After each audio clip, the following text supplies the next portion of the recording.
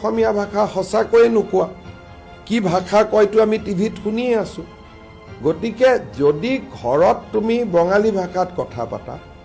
তুমি পঞ্জীয়নত অসমীয়া ভাষাত কথা পাতা বুলি মিছা তথ্য কিয় দিবা ই কি বুজাব যে তাৰমানে অসমত ইমান বাংলাদেশী সোমালে গন্তি কৰিব আমাক সুবিধাই দিয়া হ'ব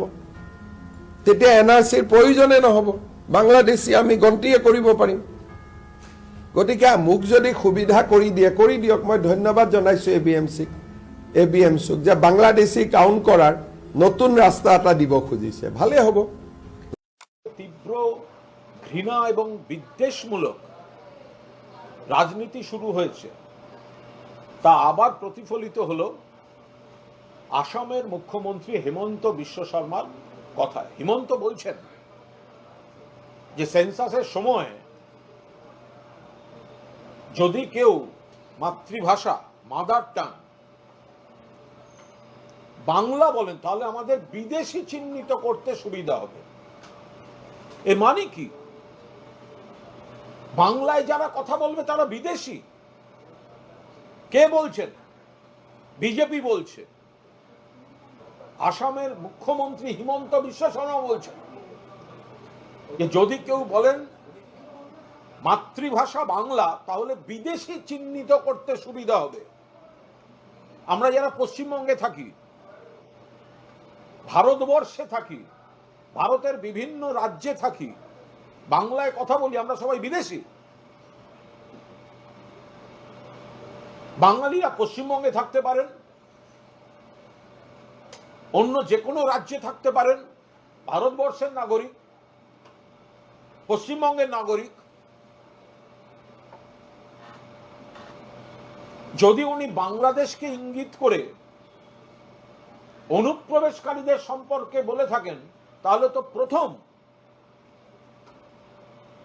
অমিত শাহ বিএসএফ এর ব্যর্থতার কথা ওনার বলা উচিত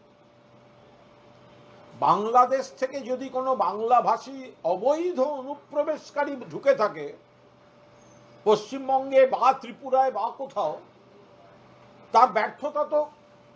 বিজেপির কেন্দ্রীয় সরকারের স্বরাষ্ট্র দপ্তরের বিএসএফ এর সেটাকে ঢাকতে সেটাকে আড়াল করতে আপনি কোন সাহসে যারা বাংলায় কথা বলে তাদের সকলকে আপনি বিদেশি বলছেন ওনার ক্ষমা চাওয়া উচিত ক্লারিফিকেশন দিয়ে ক্ষমা চাওয়া উচিত বিজেপির ক্ষমা চাওয়া উচিত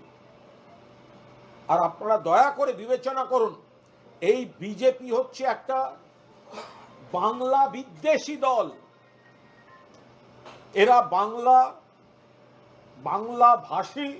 এবং বঙ্গবাসী বাংলা ভাষী এবং বঙ্গবাসী এদের বন্ধু নয় বাংলাকে ঘৃণা করে বাংলার ইতিহাস সংস্কৃতিকে এরা ঘৃণা করে বাংলার অধিকার থেকে বাংলাকে বঞ্চিত করে হিমন্ত বিশ্ব শর্মা যেভাবে এই কথাটা বললেন যে যারা বলবেন মাতৃভাষা বাংলা আমাদের বিদেশি চিহ্নিত করতে সুবিধা হবে বাঙালি বিরোধী